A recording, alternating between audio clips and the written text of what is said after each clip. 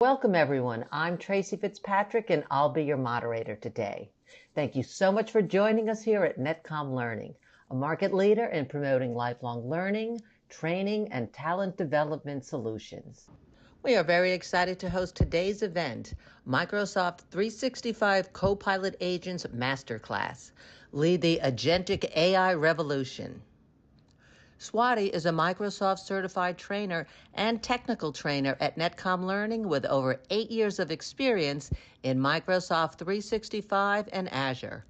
She specializes in Microsoft cybersecurity technologies, including Defender XDR and Purview solutions, as well as endpoint management through Intune and Microsoft Defender for Endpoint.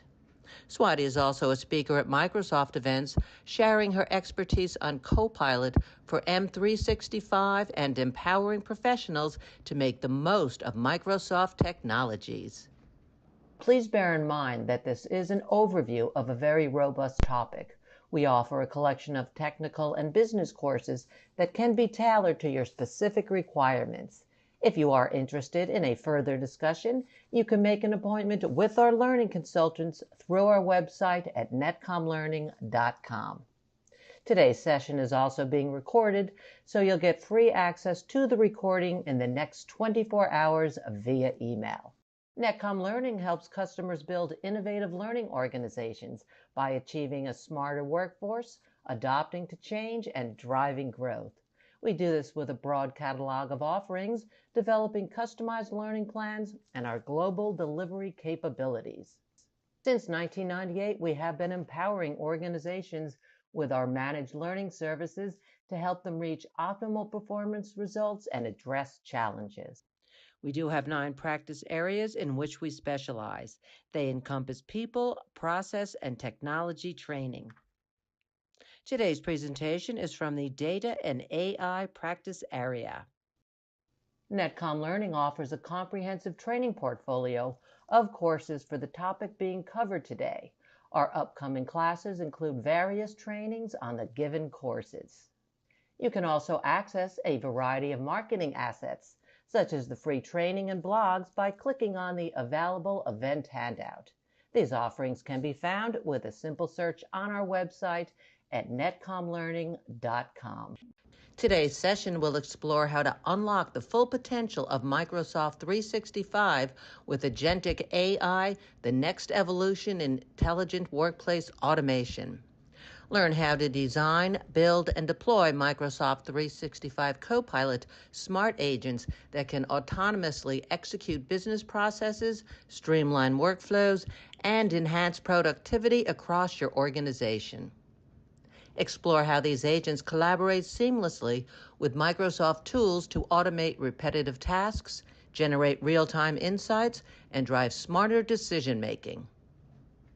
In addition, participants will get guidance on effectively preparing for the MS 4014 certification course and exam in today's session. And now I would like to give you a quick overview of the logistics before we get started.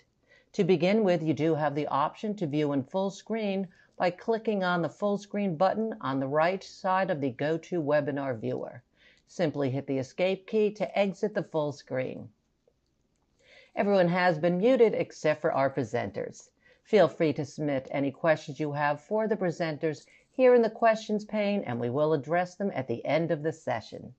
And to get the best out of today's events, we've included the slides, courses we talk about, and marketing assets in the handouts section of your GoToWebinar viewer. You may refer to them at any time to get a better understanding of today's topic. And we do realize that some of you may have to leave early and want to let you know that as you do leave the session today, you will be presented with a short survey. We would like to request for you to take a quick moment to participate in that survey. Your feedback really helps us understand your learning experience and improve our future sessions for you. The survey answers are measured on a scale of 1 to 5, 5 representing outstanding and 1 representing poor. And now I'd like to pass this over to our trainer to present today's topic. Hey, Swati, thank you so much for joining us today.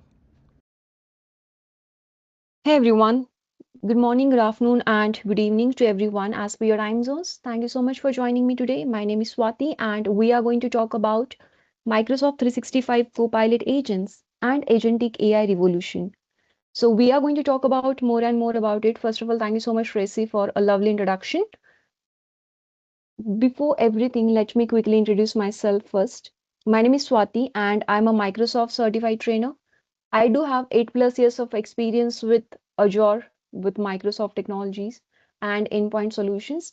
My area of expertise is cybersecurity in Microsoft tools. And these days, I'm exploring Copilot for Microsoft 365. I have worked as a technical support engineer for Microsoft. And right now, I'm working as a technical trainer with Netcom Learning. And these are my contact details. So let's get started and let's talk about what is the agenda for today. What all topics that we are going to cover. So, this is a list of the topics that we are going to talk about. First of all, we will be talking about, of course, about the agents because this is our main topic. So, in this topic, we are going to talk about what is an agent, how do we create an agent, what are the tools are available to create and set up an agent. Second topic we have to discuss is Copilot Studio. How we can go ahead and how we can build and customize Copilot agents in Copilot Studio. What is this tool? What it looks like? What is the GUI? What all options are there? This is something we are going to explore, and we are also going to demonstrate few agents in Copilot Studio. After that, we have the next topic, integrating Copilot agents into daily workflows. So, according to your business requirements, according to your business processes, how you can use Copilot Studio agents and how we can integrate this with different workflows. So, we are going to talk about the workflows as well. And lastly, we are going to talk about some practical use cases. Whatever we are going to talk about agentic AI, how this is useful for your business and your organization. So we are going to discuss some real world use cases. And lastly, of course, we are going to dedicate few minutes for the question and answer session. First of all, the first topic that we have to discuss is the introduction part. Before going with the slides part, let's do one thing. Let's navigate to the whiteboard and let's try to understand what exactly is an agent. First of all, if I talk about what is an agent, so many people they call it as agent, many people they call it as chatbot. So basically, let me tell you what is an agent. If I say agent and chatbot is very similar, that will be correct. But if I say it's one and the same thing, that will be very wrong. First of all, agent and chatbots are different. Chatbots are created for some kind of designed workflows. For example, the inputs will be the same and outputs will be the same as well. But whenever we talk about agents, agents are very smart and they are intelligent, and we can integrate these agents with different applications. So, for example, let's say I'm working for any e commerce website. Okay. Or let's say I'm a customer and there is some e commerce website like Amazon, eBay, or Flipkart. Now I have purchased an item from e-commerce website. So in that scenario, let's say that item is faulty. So what I can do, I can visit their website or whatever I do have access to. Let's say they have their website, they have their application, they do have their portal. So let's say I do have their application installed within my mobile phone. So I'll be visiting that application and I can say I want to connect with your customer support. Now they'll give me different options. Let's say they do have calling option where I can provide my uh, contact number to them and they can call me. Second thing, web chat option can be there, or they can ask me to drop an email to them. So if I say, okay, I want to have a call, again, I'll have to wait for a lot of time in the queue.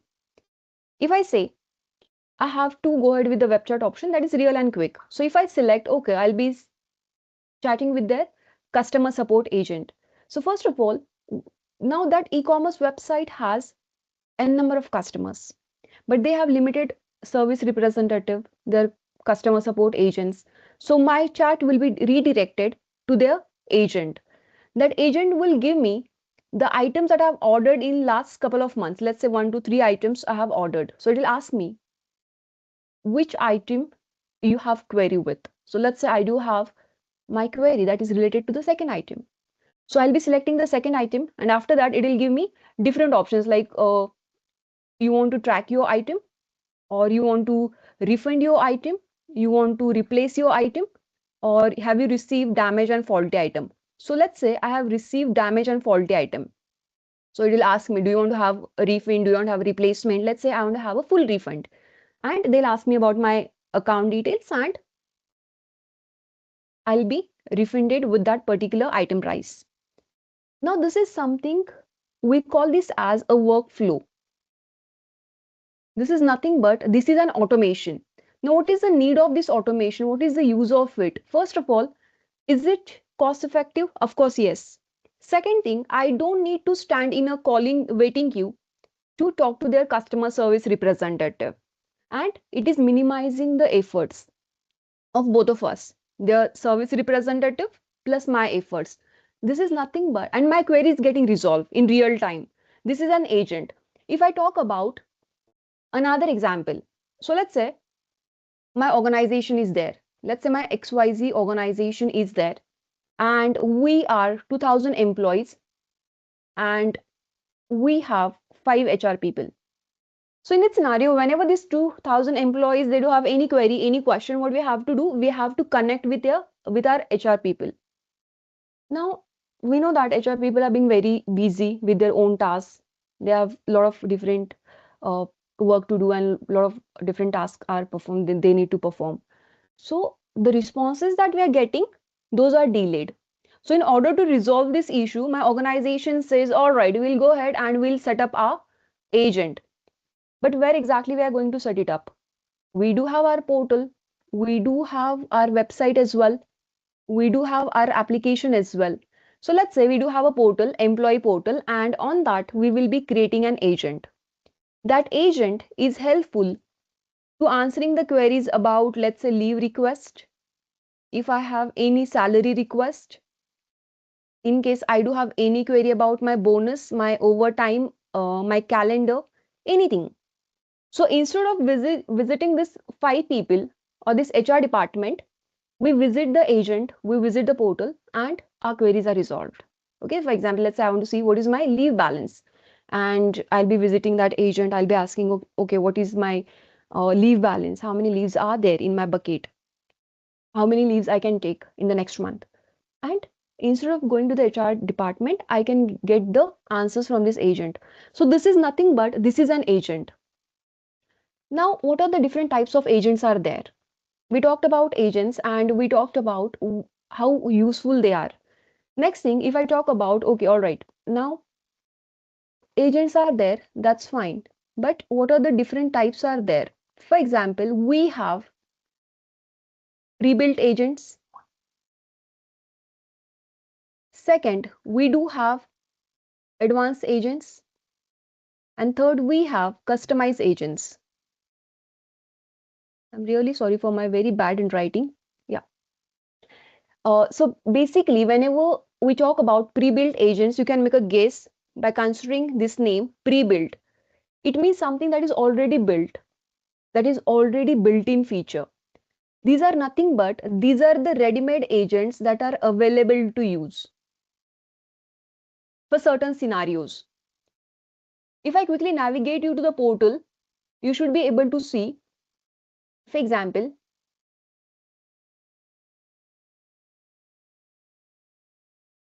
okay, so this is my tenant account, okay, where I do have admin access. And here I do not have a Copilot license. Even if I do not have a Copilot license, still I am able to see certain options over here. Agents I can see explore agents, I can see create agent. If I quickly navigate you to the explore agents, I should be able to see agent store, and I should be able to see these agents built by Microsoft, agents for your team, featured agents. You can go ahead and you can see create an agent, more agents. Different types of agents are available, and pre-built agents are nothing but these are the pre-built agents. App builder, workflows, surveys are there, skills are there, prompt coach. These agents are ready-made available. These are created and designed by Microsoft, and we can use this. Some are free of cost, For some licenses, for some agents, you have to pay. You need to have certain licenses. So in that scenario, for example, let's say if I talk about prompt coach, this is an agent. It will help you out with your prompts. For example, let's say I'm at the beginner level. I'm very new to AI. I don't know how to create and craft effective prompts. So I can take help of this agent. Okay, help me with this prompt. Then I do have career agent or career coach agent that will answer my career related queries. So if you can navigate over here, you should be able to see you can have add option. Basically, I can go ahead, I can add this, and in that scenario it says you don't have permissions to add this agent. So certain agents are there for which you don't need to have a permission, but for certain agents you need to have permissions and access as well. So if I quickly try to add prompt coach, it does not give me that error. So I can add this and I should be able to see this prompt coach within the list of my agents. Now I can go ahead and I can use this agent. Here I should be able to see some sample prompts are there, suggestion prompts are there, and I can run my prompt over here. So this agent will help me with the prompts, prompt generation, analyze the prompt compliance, what is prompt engineering. The same way I should be able to see the agents for idea coach in case I want to brainstorm something, I want to develop an idea, I can take help from this. This is nothing but this is pre-built agent. After that, I do have customized agents. Customized agents are nothing but this is something we can customize as per our organization requirements. That is not available with the pre-built feature.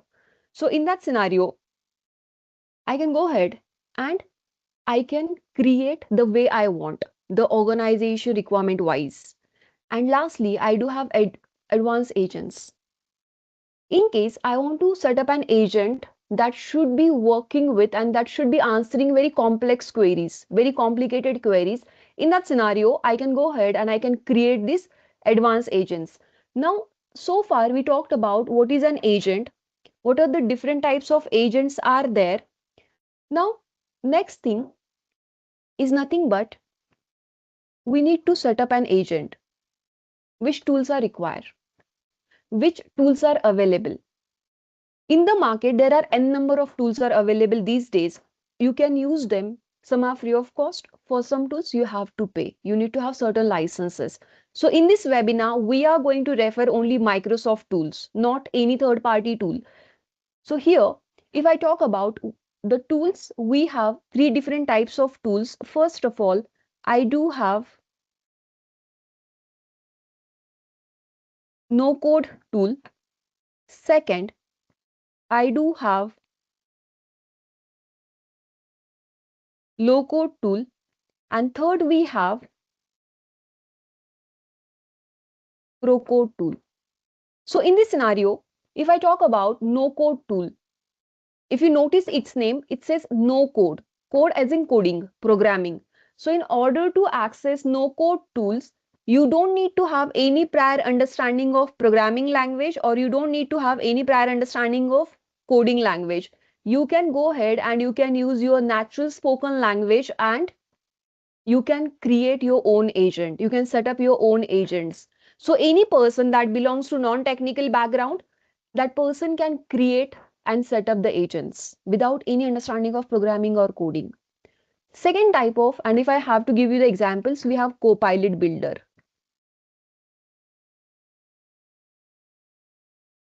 Example, if I quickly navigate you over here, it gives us that option. Even if you do not have a Copilot license, still you should be able to see this create agent.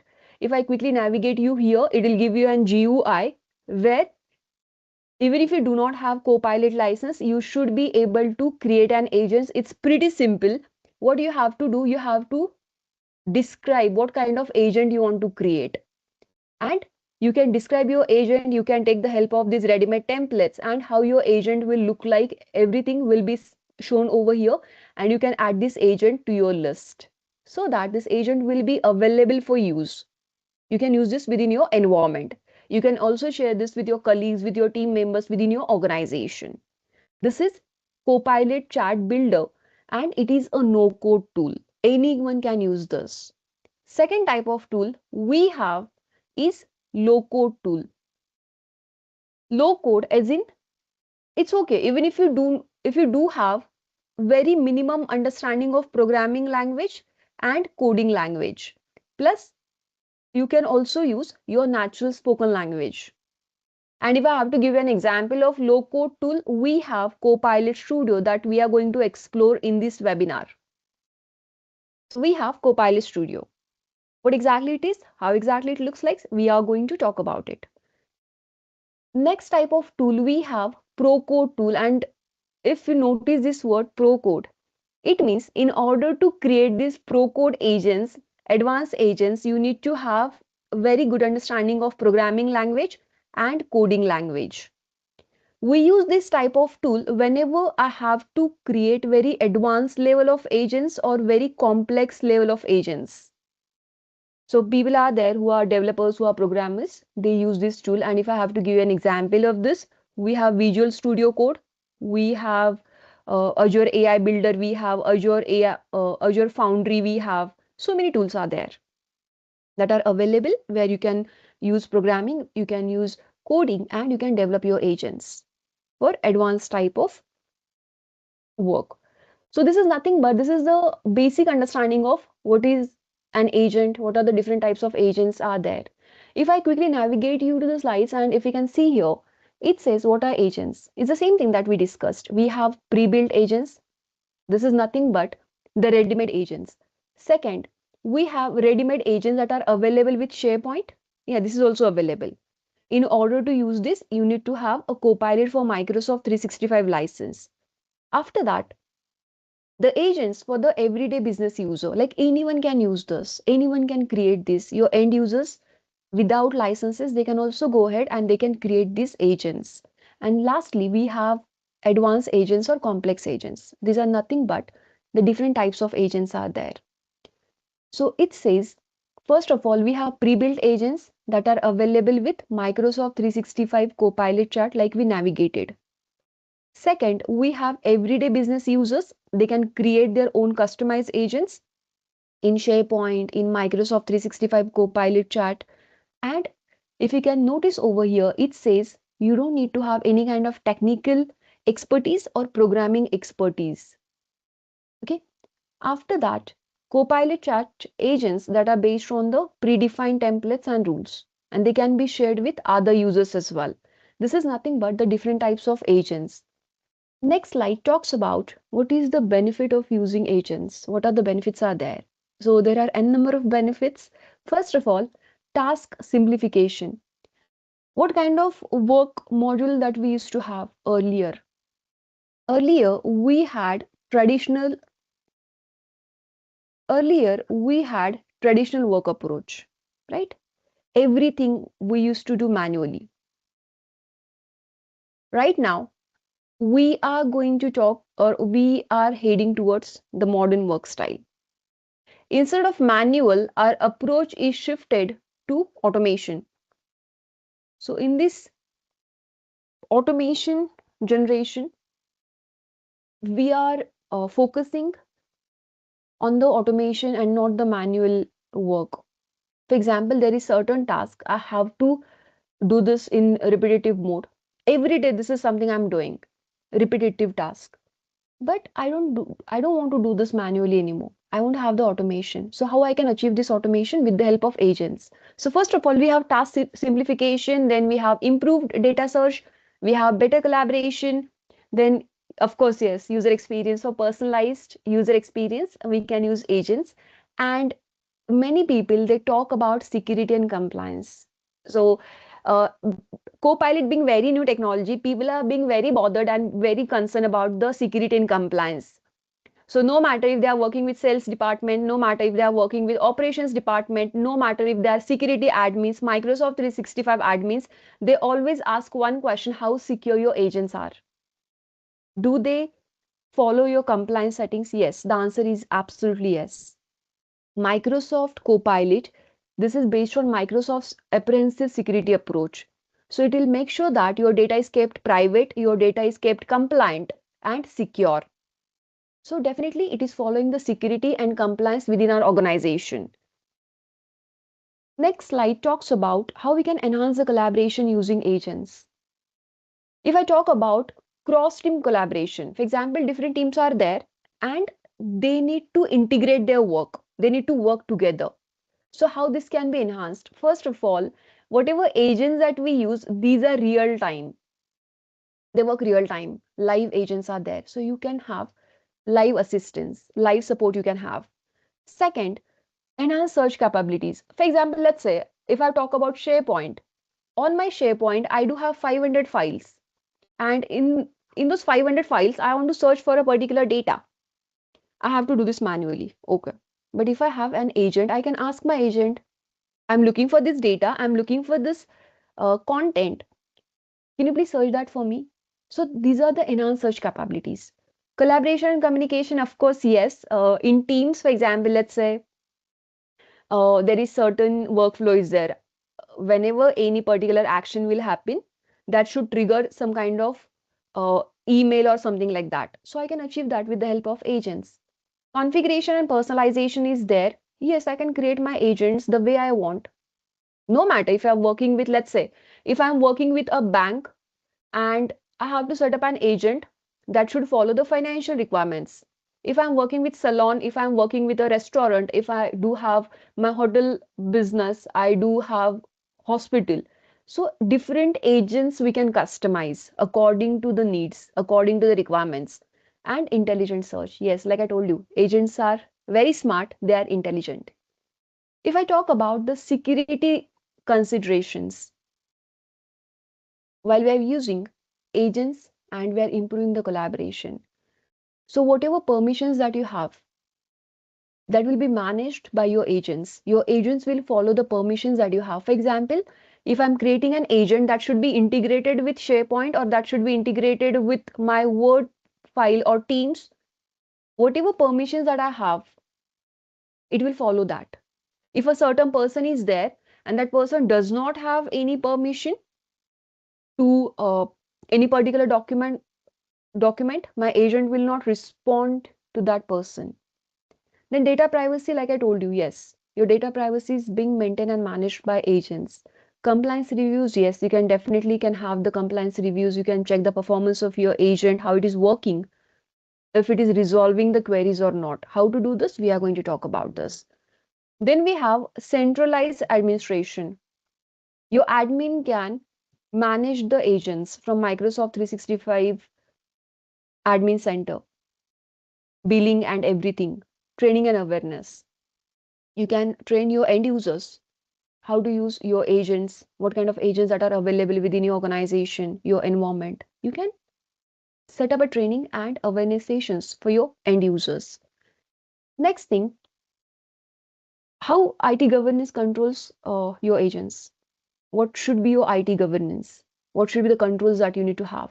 First of all, like I told you, your agents, they do run on a secure and trusted platform. They do follow EDP. EDP stands for Enterprise Data Protection. So your data is encrypted, it's isolated, and security is enforced at every step. Then label inheritance. If you're using sensitivity labels, if you're talking about DLP or data leakage that is happening within your organization, it will follow that. And then we have responsible AI. So at Microsoft, we never say that we use AI. We always say we use RAI. RAI, this is a concept that is first used by Microsoft experts. And right now, these days, this is being used by other platforms as well. So this is RAI. RAI stands for responsible AI. What exactly it means? It means the AI that we are using and we are creating and designing that is responsible. It is following the data security. It is following the data compliance standards. It is following the privacy controls as well. Then we have governance controls. You can control who can create the agent, who can share those agents, and who can use those agents. Different teams, different end users, different departments. And you can also set up the policies and labels to discover, to classify, and to protect your sensitive data. You can manage the users and you can also manage and monitor the agent usage. Who is using your agent, how they are using it, how frequently they are using it, if their queries are getting answered or not. by the which customers are using your agent. We can monitor that. And then we have lifecycle management. So you can track, you can manage your agents, creation, the end of life. You can create your agents, you can delete them, you can edit them. So it is very simple process. Also, you can set up the policies and you can also have the audit logs you can have. Okay. So basically, the main motive behind this slide is to let you know that data stays within your service boundary, within your organization, and it will follow all your governance, security, compliance, and privacy concerns. Next, we have the same thing. Implementing IT governance controls for agents is crucial for several reasons to make sure that compliance will be followed, to make sure the security should be there, maintaining the quality, facilitating the accountability.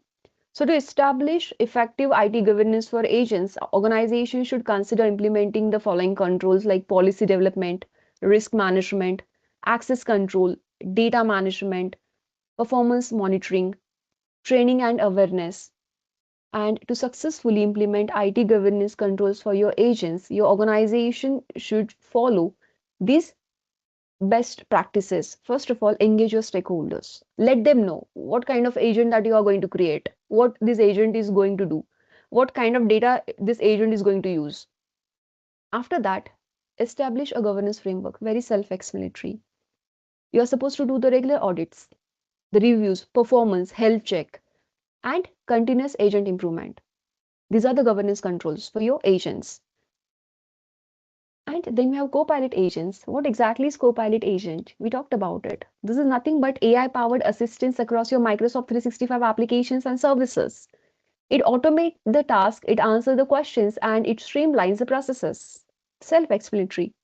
It leverages organizational data and it integrates with different Microsoft 365 applications and services like SharePoint, OneDrive, Teams, Copilot Chat. And this is built on Microsoft 365's model, orchestrator, and governance layers. So it follows whatever security and permission settings are there for your applications. It includes out of the box agents and even third party agents. So it is not the scenario that we are using Copilot agents that will be integrating only with Microsoft solutions. No, absolutely not. We can create the agents and that will be integrated with third party services as well. How to do that? We are going to talk about it. So this was our first topic where we talked about agents, we talked about different types of agents, we talked about what are the tools are there, no code tool, low code tool, pro code tool. After that, we have very interesting topic where we are going to talk about how we can go ahead and how we can build and customize Copilot agents in Copilot Studio. So first of all, instead of going through the slides, let's try to understand little bit basics about Copilot Studio. First of all, fantastic tool and very popular these days. As we talked about, Copilot Studio, this is nothing but it is a low code tool. Low code tool as in you don't need to have very excellent understanding of programming language, very excellent understanding of programming or coding language. That's fine. You can use your natural spoken language as well. So even a person who does not have a technical background, that person can also go ahead and create their own agents. So it is a low code tool. Second thing, how to make it available. It comes with a license, which is nothing but Copilot for Microsoft 365. So if you do have this license, it will be available to use for you. To only admins? No, to both. To your admins as well as your end users. So this will be available for your admins, your end users, they can also use this. And also it comes with a standalone license as well. You can start a free trial for Copilot Studio license for 30 days, where you can create your agents, you can test the behavior of your agents, but you cannot publish them. Next thing, this can be navigated using the URL copilotstudio.microsoft.com. So we are going to navigate to Copilot Studio and we are going to demonstrate and talk about what all different options are available with Copilot Studio. But before that, we need to understand very important thing. That's nothing but we need to understand. We talked about agents, right? We know what is an agent. So whenever you're creating an agent, no matter which tool you are using a low code tool, you are using a pro code tool, or you're using a no code tool, your agent will always have certain components. So first of all, what are the components? Nothing. The parts of agent. First component we always have is name. Very obvious because different agents are there. Your agent should have some name, right? Second, we have the image or logo of your agent. Third thing, description of your agent, what this agent is doing, how it helps your users, your customers.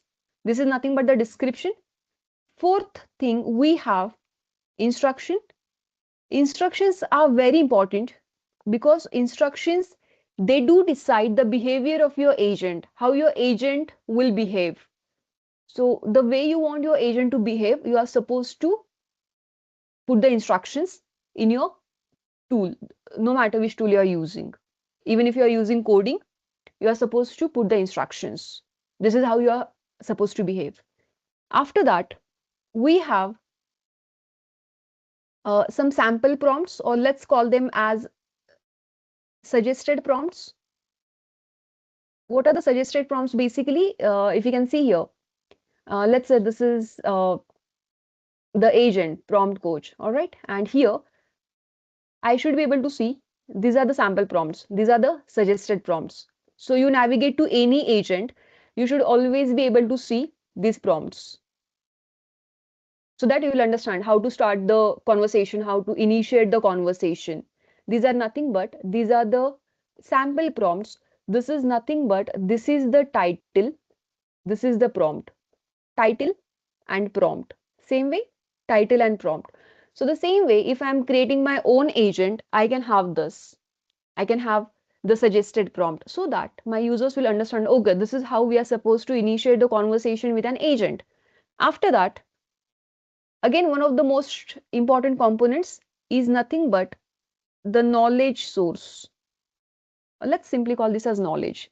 Knowledge can be anything. All right. It can be, let's say, knowledge can be a file. This is nothing but what your agent is going to use. Let's say I'm going to, or the agent that we talked about. Okay. Let's say this is the agent. My organization is there and it has 2000 employees and it has only 5 HR people. So what we need to do, we need to set up an agent. So it should be answering about leave policies, it should be answering about salary, it should be, so where, from where this agent is getting this information, there should be some knowledge base, there should be some file from where this agent will fetch this information. This is nothing but this is knowledge. So knowledge can be anything. It can be a file, or if you have a website, let's say your own website, e-commerce website, anything, hotel website, restaurants, salons, healthcare, hospital websites. It can be a third party applications as well. It can be native application. Different types of knowledge can be there. These are nothing but these are the agent components. After that, if I talk about what should be the flow, we are going to use Copilot Studio, that's fine. But what is the process? First of all, we will create the agent. Second, like any other software, like any other application, whenever we create something, whenever we develop something, we test it. So we'll test it if it is working as expected or not. And third thing, we will publish it so that whatever agent that we are going to use, we can publish it at different places, different channels, so that my end users can use it, my customers can use it, my employees will use it, or my teammates, my colleagues can use this agent. And lastly, whenever you want to edit your agent, You can edit your agent, you can save this agent, and you can republish this agent. So this is the flow. Now we have the theoretical information about agent. What is an agent? What different types of agents are there? What are the tools are there? And the tool that we are going to discuss is Copilot Studio. So let's get started with the demonstration part. Let me quickly navigate you to Copilot Studio, and you can navigate to Copilot Studio using the URL copilotstudio.microsoft.com. Okay,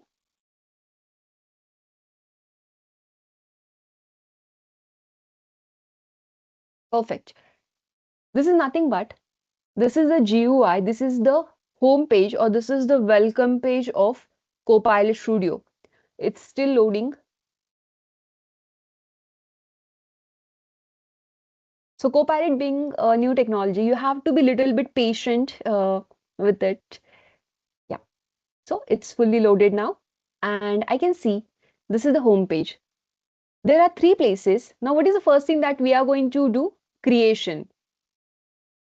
There are three places. There are three options that you can use to create your agent. First of all, you should be able to see this is the one place where it says use everyday words to describe what your agent should do. Use your natural spoken language. Second thing, on the left hand side, I should be able to see create option over here. If I click on this create option, it gives me two options. First of all, new agent, where I can go ahead and I can set up my agent from zero, from scratch. Second option, I can start with an agent template. These are nothing but these are ready-made templates that are available. If you notice the templates that are already available, you should be able to see these templates. Voice, benefits, weather, citizen services, safe travels, website Q&A, IT help desk. These are frequently used real world use cases are there. So these templates are there. After that, so we have two options. Either I can go ahead with a new agent option, or I can use a ready-made template. So as of now, let's do one thing. Let's try to use and let's try to create an agent using a ready-made template. Okay, so let's use this weather one. Very simple, very easy to use. If I simply click on this, I should be able to see the GUI where I can add the information about my agent. This is nothing but these are the components. What are the components? These are the components. Name, logo, description, instructions are there. Now we have to fill this up, kind of a form, right? So here you should be able to see language, edit language. Yes, Copilot Studio supports multiple languages. Right now, 25 plus languages are supported by Copilot Studio. It is multilingual. And here, first of all, we have name. Very simple, very obvious. Your agent should have some name that will make some sense. So it says weather. So let's call this as weather friend. Now this is an agent that will help customers to answer the queries about weather. Okay. Second component we have is logo or image. In case you want to change this icon, simply click on this and it will give you the instruction that the icon must be in PNG format and image should not be larger than 30 KB. So in case you have a good icon, anything, you can use this. Third thing, we have description. What your agent does. It says, now as we have selected a template that was already pre-configured. That's why it is showing up the ready-made information filled up. So it says you go to assistant for getting weather forecast. In case you want to edit this, in case you want to change this, you can remove this. You can add up your own, like in your own words. Next is very important. The next component is instruction. Like I told you, instruction is nothing but the behavior of your agent, including the task, how to complete it. So it says you should remain friendly and polite at all the times. Do not answer questions that are not related to the weather. Imagine you are creating an agent that should be answering the queries related to weather or related to travel, and someone is asking what is the recipe of a cake. That should not make any like this does not make any sense. So in order to do that, you are supposed to instruct your agent that you are not supposed to answer any query, any question that is not related to the topic. So these are the instructions. Next we have connect your data. We are going to fetch, or my agent is going to fetch the weather information. So there should be some place from where this agent will get this information. This is nothing but the connector. The connector right now, which is present over here, is MSN weather, and it says setup connection. Very simple. You simply have to click on this ellipsis, and whenever you click on edit option, it will start setting up the connection. So my agent is connecting to a weather connector, and you should be within couple of minutes. You should be able to see this. Okay. Missing weather, and if you can see here it says connected. Confirm this, and it is connected now. And then we have suggested prompt, sample prompts. So in case you want to add sample prompts, you can click on this and you can add in this format title and prompt. So this should be visible to your users or to your customers who are going to use your agent in this format. So you can add up to 6 suggested prompt. You can add the title, you can add the prompt. As of now, let's not add this. And lastly, we have knowledge. Like I told you, knowledge is something from where that will helpful your agent to get the data, from where your agent is going to learn. So it can be file, it can be a third party application, it can be a website as well. So if I quickly navigate you to the add knowledge option over here, as of now, it gives me only 2 options. It has 2 types. One is featured and second one is advanced. Whenever I click on featured, as of now, only 2 options are available, public websites and SharePoint. This is grayed out, but whenever you set up your agent, this will be available to use. You should be able to add the Dataverse, you should be able to add Dynamics 365 as well. And if I quickly navigate you to advanced, again, right now it says Microsoft Fabric, but once I create my agent, I should be able to see multiple knowledge sources, and here upload file is there. So let's quickly set up this agent. So what I can do, for example, let's say there is some public website is there and I want my agent to use that website to fetch the data. I can click on this public website and I can add over here, for example, google.com. I can add that website and microsoft.com. So anything, I can add this and my agent will fetch the information from here. So as of now, let's not add Google, because if we add Google, it can attract irrelevant data as well. So as of now, uh, let's not add any knowledge source. We can add this later on. So this is very simple. We added name, description, instructions, connect your data, a connector, suggested prompts, and knowledge. And in the top right corner, I should be able to see create option. Let's create our agent. It will take a couple of minutes and our agent will be set up.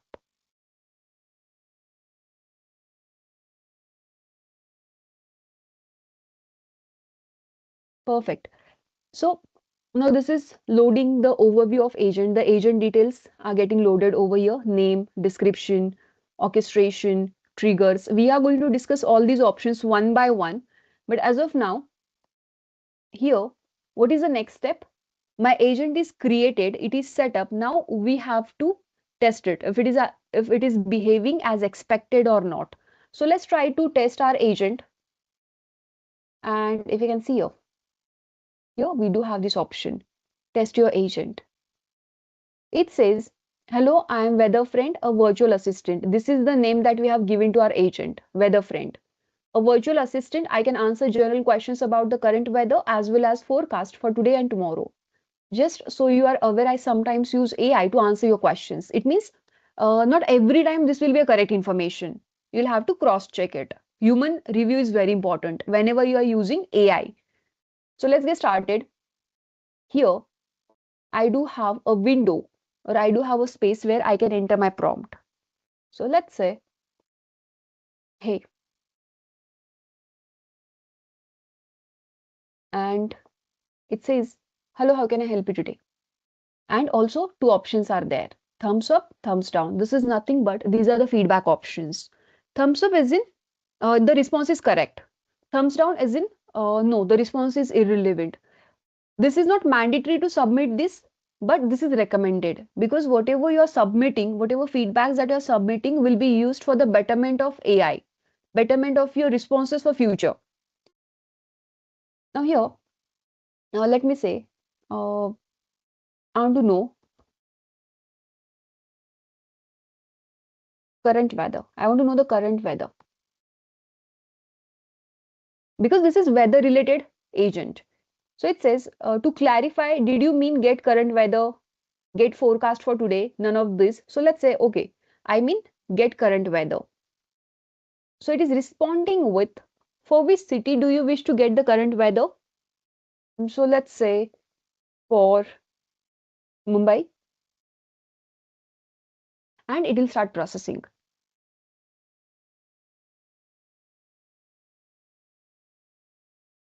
And it answered the prompt. The current weather in Mumbai, India is clear with a temperature of 79 degrees Fahrenheit and the humidity in degrees or uh, the wind speed and everything. Okay, this is the answer and this is correct. Now, if I say, okay, to clarify, did you mean this? Let's say none of this. Okay. I'm sorry, I'm not sure how to help with that. Can you try rephrasing? So let me say, no worries, I'm good.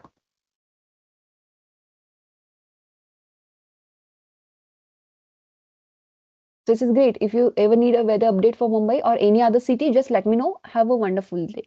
So let me say bye. And it is asked me, would you like to end our conversation? And two buttons are there, yes and no. So if I say no, I don't want to end the conversation, it will respond, go ahead, I'm listening. So let me again say bye. Would you like to end our conversation? This time, let me say yes. Did that answer your question? Yes. Great. Please rate your experience and some feedback is there. Thanks for your feedback. Can I help you with anything else? If I say no. Okay, goodbye. It means it is working as expected. Also, if you remember, we have added one more instruction that do not answer any question that is not related to the weather. So let me ask a very irrelevant question to this agent to see how it behaves. So let me ask, what is the recipe of a cake? And it should say, yes, it says, I'm here to help with weather related questions. If you'd like to know about the current weather or a forecast, please let me know. Okay. So it means this is working as expected. It is not answering the queries which are not related to weather. So this is how we test the agent. Now, this is done. Testing is done. It is working as expected. What is the next thing that we are supposed to do? We are supposed to publish this agent. So whatever agent that we have created, that we have to make it available for our end users, our customers, our employees, our teammates, our organization people. So how to do this? We have to publish this agent. How we can publish this agent? We can publish the agent using different channels. I can publish my agent and I can make it available in Microsoft Teams. I can make it available on my website if I have any. My working website is there, my business website is there, and I want to set up this agent on my website. I can do that. Even if I do not have a website as of now, but I am going to build one. So I can use demo website option. It will show me how your agent will look like if you do have a website. After that, if I do have native application, if I do have a mobile application, WhatsApp, Facebook, Slack, I can publish my agent over there. So how to publish this? Again, pretty simple. On the top right corner, you should be able to see publish option over here. If I quickly click on this, okay, so it says you do not have a license that allows you to publish a Copilot Studio. Okay, that's fine. Let me select if I have any agent that we can publish. So this is the agent that works with travels, and if you can see here, I do have publish option over here. Okay, so if I try to do this, okay, this is already published though. Okay, so you can publish this, and once you publish this, it should hardly take couple of minutes. Once this is published, you should be able to see this in channels option. Now your agent is published and channels option is there. So what you can do, you can have these options: demo website, you can have Microsoft channels, like you can publish your channel in Teams, in Microsoft 365 Copilot, SharePoint, your agent will be showed up over there. Other channels are like web application, native application, Facebook, Telegram, Slack, WhatsApp, Line, GroupMe, and other applications are also there, right? So you can go ahead and you can publish your agent, you can use those channels. After this, once you publish this, how it will look like. For example, this is my Teams, and here, this is the agent. Okay, once I publish this, I should be able to see this over here, and my agent will look like this. The way we have a conversation with our colleagues, our team members in Teams, the same way I can have a conversation with the agent. Now, for example, this is the agent that is already opened within my Teams. So here, I can say hi. Okay, or let me again say, hey.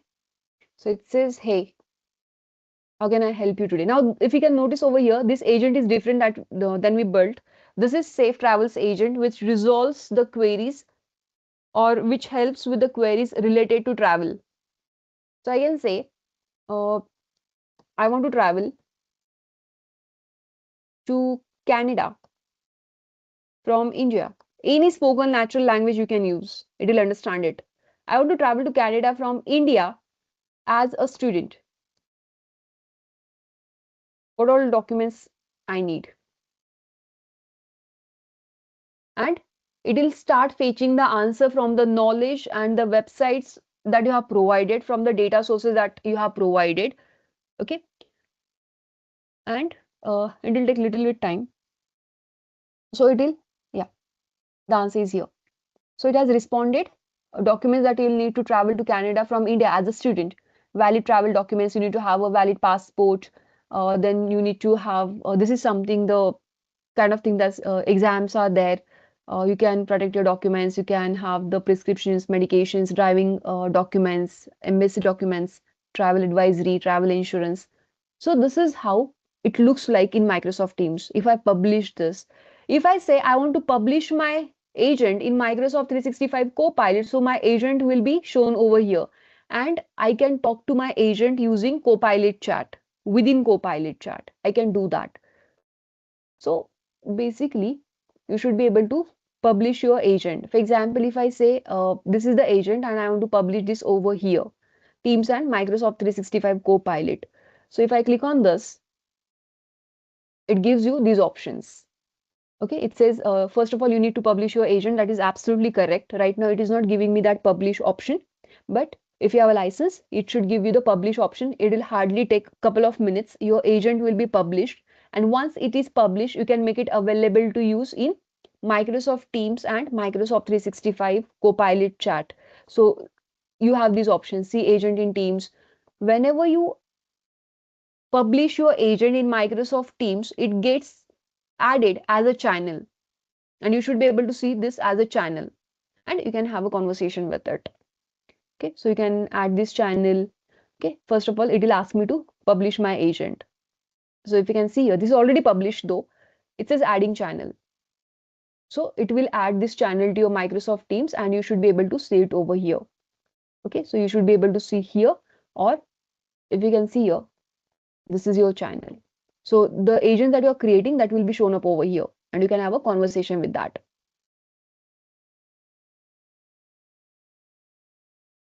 So with that, on this note, we will go on a short break, everyone. Please have a coffee break. Thank you so much, Swati. Hello, everyone. I am Ria, and now I would like to take over and go through the badge redemption part. I'm excited to announce that all the participants in today's masterclass have been given a free exclusive access to MS 4014 courseware. And the best part is you also get to claim your digital achievement badges on Microsoft Learn to celebrate your fundamental skilling journey. Issued by Microsoft, these badges can help you highlight your newly acquired skills and boost your career potential. Let's take a quick look at the steps that you need to follow. So on the right hand side you can see a QR, and if you have your mobile phone handy you can just scan this and use our mobile phone landing page to redeem your courseware and certificates.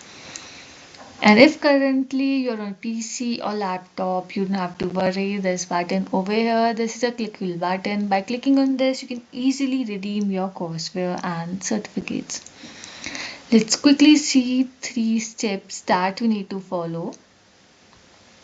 So step number one is you need to sign in to your Microsoft Learn account using your personal or professional Outlook or Hotmail account.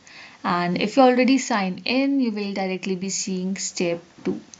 So this button over here, this is also a clickable button. By clicking on this, you can also redeem your courseware and certificates. So step number 2 is your unique code will already be pre-filled. You don't need to add anything over here. You need to click on this redeem button to redeem your courseware and certificates.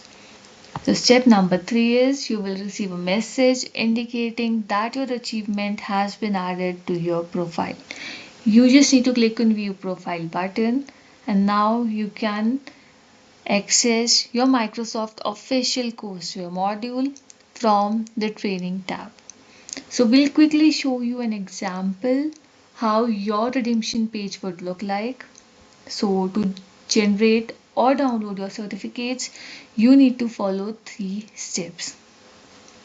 First, you need to click on achievement, then courses, and you can see this printer icon over here. By clicking on this, you can easily generate or download your certificates. And after downloading your certificate, you can showcase your achievement on your social media or on your LinkedIn. And don't forget to tag Netcom Learning with that. And if you have any query regarding the badge redemption part, our team is there in chat. They will help you with that. You can just type your question. And with that, I would like to leave you for the break. Thank you so much, everyone.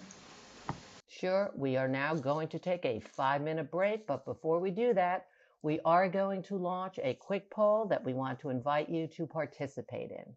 Doing so helps us know how we can better serve you by telling us who might be interested in more information or in taking some additional training.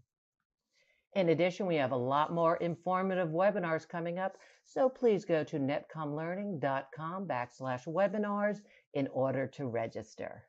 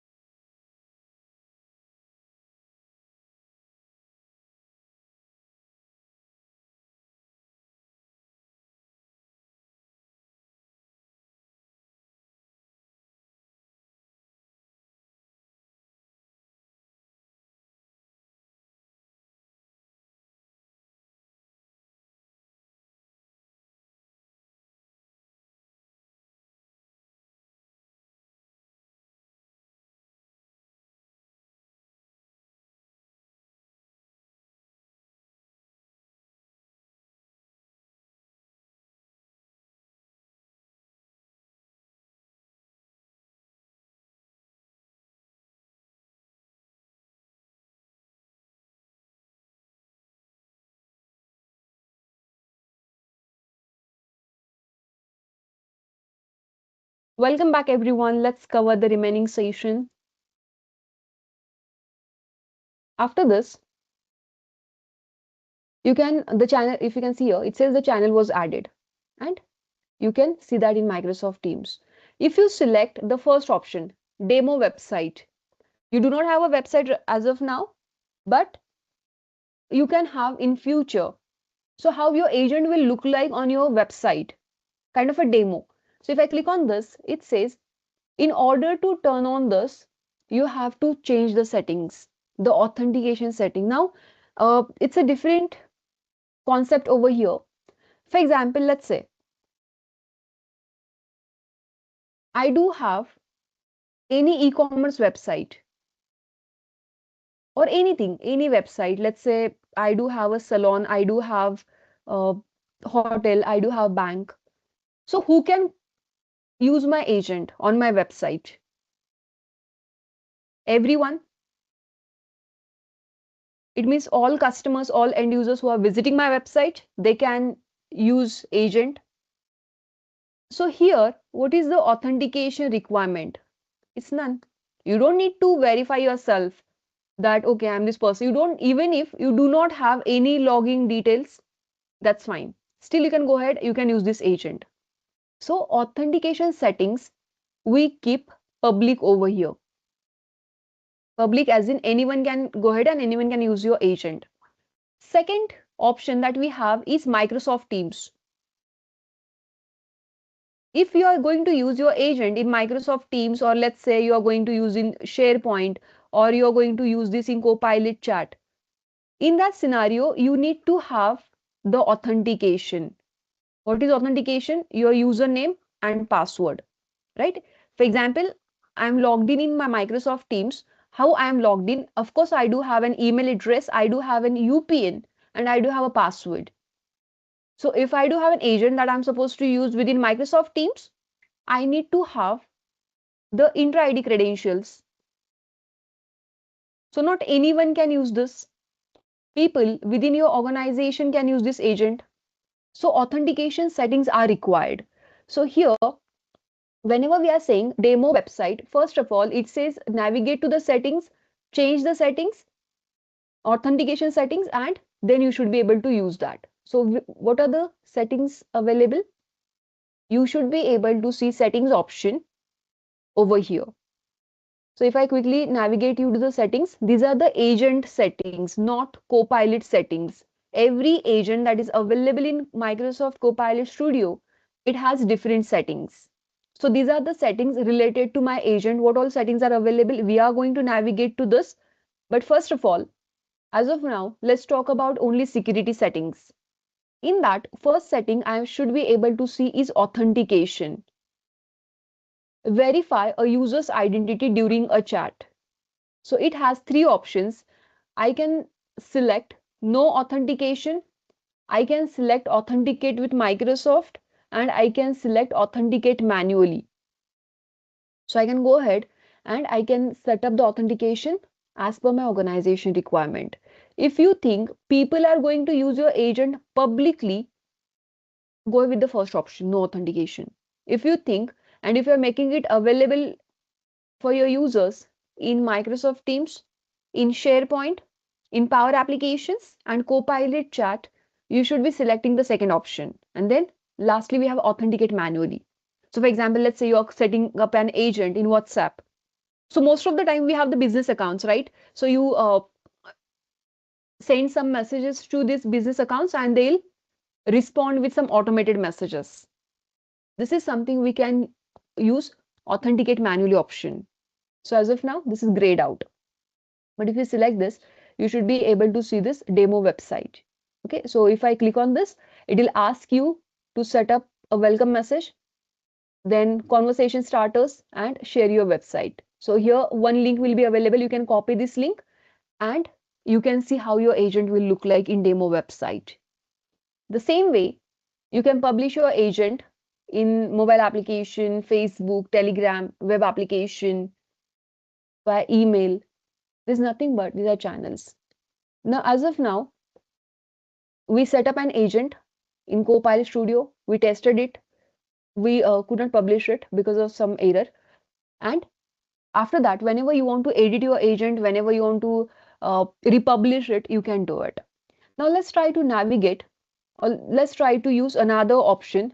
That's nothing but create new. We know that we have two options, right? We have new option and we have template option. Template option, we used it, right? We created an agent about weather. Now, whenever you say, okay, you have to go ahead and you have to set up your agent from a scratch, from zero, it will give you two options where it will say describe your agent or configure your agent. So let's quickly use this option. Whenever we navigate to create option, it gives us two options. First one is new agent and second one is template. Template we have used. Now let's try to use the first option, new agent. Here, if I click on this new agent, it will give me two options where either I can describe this or I can configure this. Describe and configure. What is describe? Let's say you're at the beginner level. You don't know how to set up the agent. So you can ask Copilot, okay, I have to set up this kind of agent, and Copilot will help you out. So whatever name, whatever you want to give it to your agent, you can mention it over here. So it says uh, configure. Uh, you can use this anytime. But as of now, let's try to explore the first option, describe. Now let's try to create an agent. Uh, Again, let's try to create very simple agent, and that agent should help my employees with some expense claims. All right. So first of all, if I say I want to create an agent,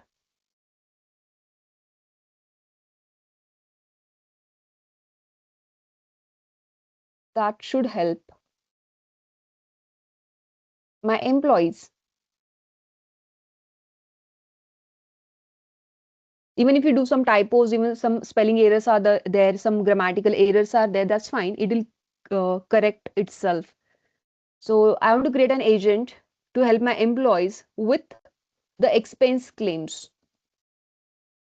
So some claims, what I would say, claims feature is there available within my organization. Different types of claims are there, and every time what we have to do, we have to go to that officer or to that particular person to talk about the claims.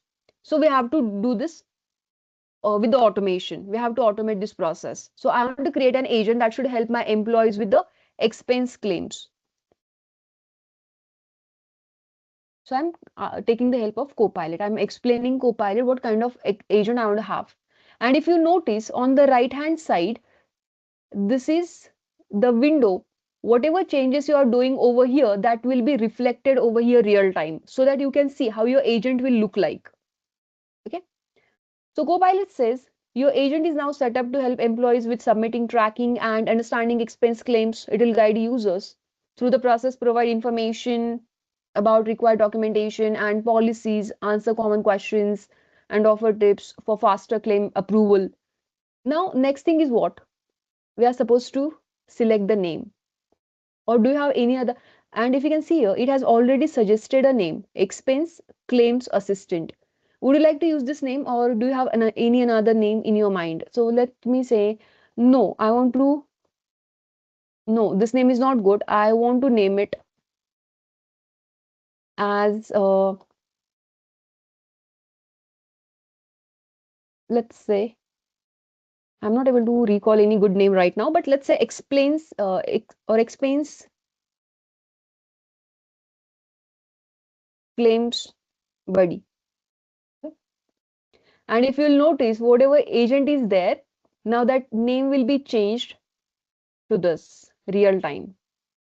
Now our agent is being named as expense claims buddy. Now it says, all right, name is done. What is the next thing? Next component. Now it says, now let's refine what your agent will do for your employee employees regarding, like what it will help about expense claims or what instruction it should follow. So whatever we do with the configuration option, we are doing it in a written way in describe. So you can describe your agent. So let me provide the instructions. The agent should be or should use professional tone. What kind of tone you want to use, you can let it know. Professional, formal, informal, friendly, polite, simple, technical, non-technical, authoritative, any kind of tone. So the agent should use professional tone to answer employee queries. Okay. Second instruction. Okay, I wanted to add more instructions, but I hit enter.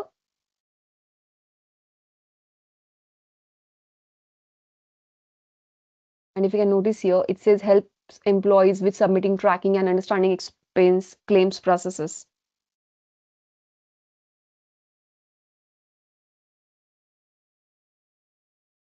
Now, it is asking me to add knowledge source, but I want to add more instructions. I want to add more instructions. So let's do one thing. The describe option is there. You can describe one by one. The second option is configure. Let's jump to configure option. Okay. So in configure option, again, I get to see the GUI where I can add the details, name, description, instruction. Okay, now it says respond to employee queries about expense claims using a professional tone, provide clear, concise and accurate information, guide users through the expense claim process, including documentation required and company policies, answer common questions and offer tips to fast the claim approval, maintain professional. Let me add more to this. Let me say, uh, when the user asks about or asks who to contact about an expense claim,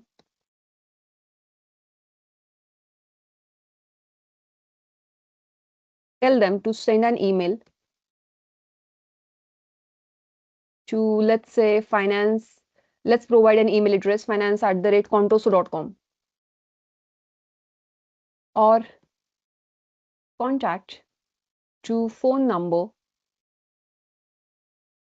and anything. Okay, this phone number. So whenever someone is asking about the claim, ask or navigate them or redirect them to the this department. These are my instructions. And then we have knowledge. Now let's assume we do have a file over here. We have a file in that claim process is there, and I want to add this file as a knowledge. I can do that. Let me disable web search so that your agent will not go to the public website and get the answer. So as of now, let me add the knowledge source over here. Let's see if we can get the option to add a file. And as of now, it says SharePoint. Okay. And let me say if we do have any file on SharePoint. Okay. So I should be able to see one file over here about expense, and let me select that file. So there is a document, and that document has this information about the claims and everything. So I will be adding this document to my agent, and my agent will give me the information from this particular file. And these are the suggested prompts, title, message. This is how it will look like. So if you're okay with it, you can keep this, or in case you want to delete this, in case you want to reorder this, you can click this. And now the basic information is done. Let me click on create option, which is present on the right top corner. And it is setting up my agent.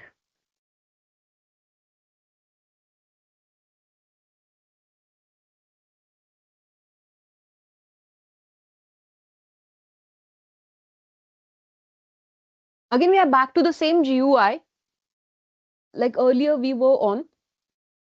Here, I get to see one thing. I get to see the overview, and I get to see test your agent. All right, let's try to test it if it's behaving as expected or not. Let me say hi.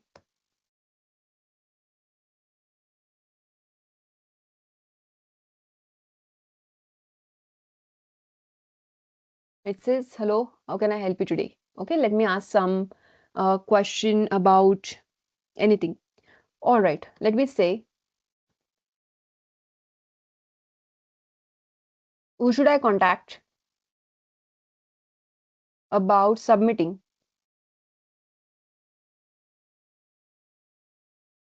an expense claim?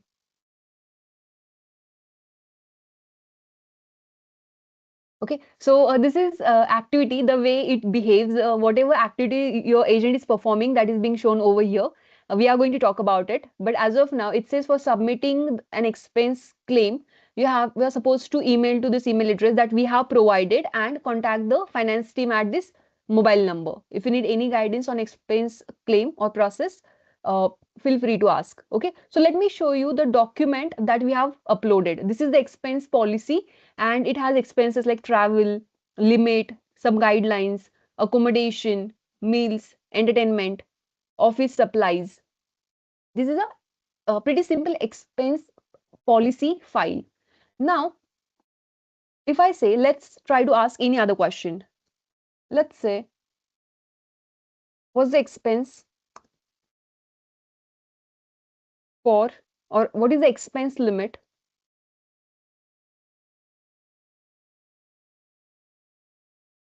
for a hotel stay? We do have an employee who is going to travel. So what is the expense limit for the hotel stay? And if you can see here, it says searching through knowledge sources. It will search this using different knowledge sources. According to the company policy, the expense limit for a hotel stay is $150 per night for standard accommodations. If you need to book a room at a higher rate due to location or availability, please provide justification and supporting documentation when submitting your expense claim. And again, the contact details, right? So let me ask, what about the flights? What about the flights?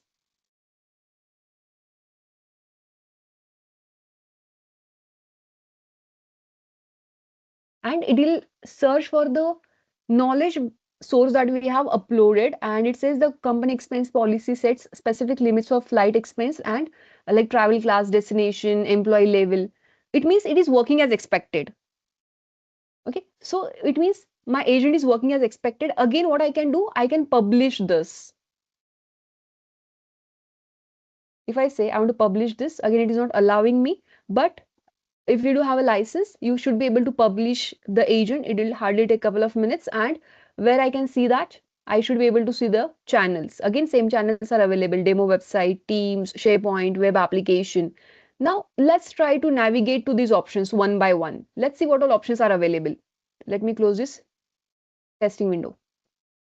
Okay. First of all, I get to see is overview. These options we are going to explore. First of all, I get to see overview. In that, we have the name of our agent, description, orchestration, which model it is using. These are LLMs, large language models. GPTs we have, GPT 2, 3, 4, 5 we have. So which GPT your agent is using, it is mentioned over here. Then we have triggers, channels. We are going to talk about triggers. These are the instructions, knowledge, web search. We are going to discuss this here. Okay, first of all, knowledge. Like we discussed earlier, knowledge is nothing but it can be a file, it can be a website, it can be a third party application from where your agent will get the information. As of now, what we have done, we have added a file, a document where this expense policies listed, and my agent is using this file to answer the prompts or queries. If I say I want to add more knowledge, so what all options are there? If I say add knowledge, and now you should be able to see the options which were grayed out while creating the agent. And I should be able to see these options. Public websites I have SharePoint, Azure AI Search, Dataverse, Dynamics 365, Salesforce, ServiceNow, Azure SQL database. And if I quickly navigate you to the advanced one, you can see what all options are there. Snowflake, Databricks, Confluence, Oracle, Azure Databricks, Zendesk, SAP, OData. It means my agent will work with these data sources, these knowledge sources, and can fetch the information from there. Also, I get to see this option where I can go ahead and I can upload a file from OneDrive or from SharePoint, the way we have done. These different options are available in Knowledge. Next thing, we have tools. Very important. Now, tools are nothing but these are the building blocks that enables your agent to interact with external systems. For example, I do have a third-party application. Okay. So tools will expand the functionality of your agent and it will allow it to perform various actions in response to user request, kind of autonomous triggers. So each tool, it represents a specific capability that your agent can perform. For example, let's say you can ask your agent which tools that do things like send emails. I want to send an email. My agent should not only send the response, but it should also send the email. It should check what are the current weather conditions are there, or it can read and write the data from a dataverse, or it can read and post the messages to Microsoft Teams. So in that scenario, I do have a tool option, and the tools that it includes, these are nothing but connectors we have, MCP we have, different options we have here. It means these are nothing but these are the several mechanisms that are available to add tools to your agent. Pre-built connectors are there. It means if I quickly select this connector option, I should be able to see hundreds of connectors are available and I can choose from different connections to thousands of popular APIs from both Microsoft and non-Microsoft services. In case, if you can notice over here, different types of, for example, Amazon S3 is there. It is a storage system provided by Amazon. Then I should be able to see, let me quickly navigate you to some familiar services like, okay, Azure we have, Azure Application Service, Blob Storage, Azure Automation we have, container instances, Azure Data Factory, Data Lake, Cosmos DB, Data Explorer, DevOps. It means my agent will be connected to this. The connector that is not available over here and I want to create my own custom connector, that is also possible. So I can define a connection to the custom service or system to enable custom tools. I can use Power Platform connectors. Agent flows are there. What are the flows? We are going to talk in few minutes. We have prompt, REST API, MCP we have. Lots of options are available. These are nothing but the tools. Then we have next option as agents. If I click on this, now agents are nothing but, let's say I do have two agents. One works with weather, second works with travel. And I want these agents to work together. So Copilot Studio lets you enhance your agents by connecting them to other agents, by allowing them to hand off user interactions or respond to autonomous triggers. So these agents will work together according to the queries. If someone is asking about the weather, it will reply with the weather related information. If someone is asking about the travel related information, it will give that information. So these are also kind of, it's a fantastic feature. You can add the agents in case you can create a new agent. If you have already existing agent, you can connect and you can also use Microsoft Fabric data agents. Then we have topics. One of the most important things of an agent. For example, if I say I want to test my agent, so if I try to test this, okay, so let's say I'm starting a new session and I'm going to interact with this agent. So I'm going to start one new interaction. Let me say hello. Okay, so it will ask me, how can I help you today?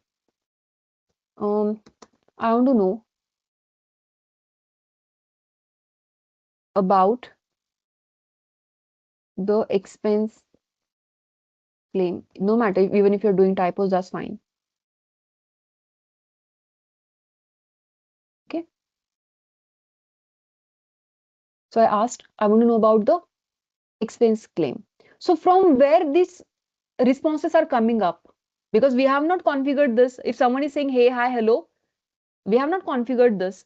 So this is coming from, okay, so it has generated this response, that's fine. But uh, this is being managed by the option topics. Topics are nothing but these are the building blocks of your agent's conversation. They define what the copilot can talk about and how it will respond to the user request. So we do have two different types of topics. We have custom topic and we have system.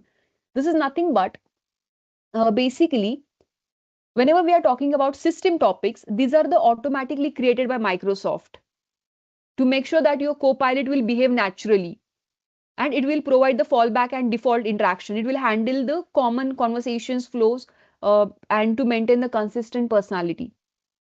After that, we have custom topics. So these are the system defined topics created by Microsoft. So you can turn them off in case you don't want to have them. Also, we have custom topic. Goodbye, greeting, start over, thank you. So custom topics are nothing but these are the topics that you create manually. Okay, so they will handle the common questions that your users will be asking about the business workflows, guided dialogues. Uh, if I quickly navigate to any one of these, let's say greeting, this is nothing but kind of an algorithm. This will be triggered. So when it should be triggered, the agent uses describe what this topic does. This tool can handle queries like good afternoon, good morning, hello, hey, hi. All right. And if anyone says this, you have to send a message, hello, how can I help you today? So whenever we test our agent and whenever we are saying anything out of this, okay, this is the welcome message. And if I say anything out of this, good morning, good afternoon, hey, hi, hello, my agent should ask a message, hello, how can I help you today? So that's why whenever I say hi, it triggers a message, hello, how can I help you today? Because of this. If you can see here, this is the greeting topic. The response that we are getting, it is because of this topic. So this is nothing but, if you can see here, this is a flow. Similar way, if I go to another topic, let's say conversation start, or let me say, or let me select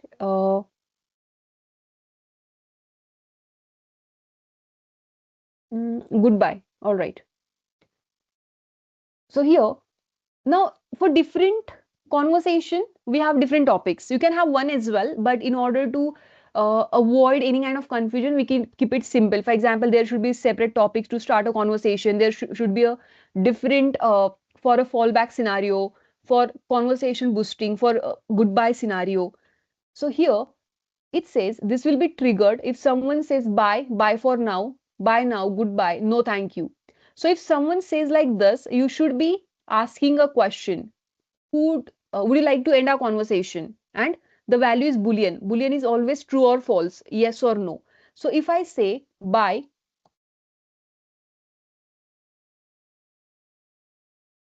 it should answer, would you like to end our conversation? And it is because of Boolean. Two options are available, yes or no. So how this is a flow. These are nothing but these are the topics and how they work and boost your conversation. So if you say goodbye, it should ask a question. Would you like to end a conversation? The value should be yes or no because of Boolean. All right. So this is how your agent starts a conversation and carries out a conversation.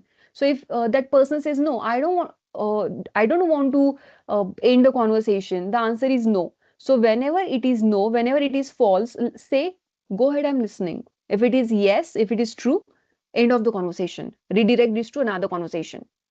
So this is how these are the topics and we can create. Now you can say this looks a little bit difficult, right? It's very simple. This is something we call it as node, and this is nothing but a white space. We call this as canvas.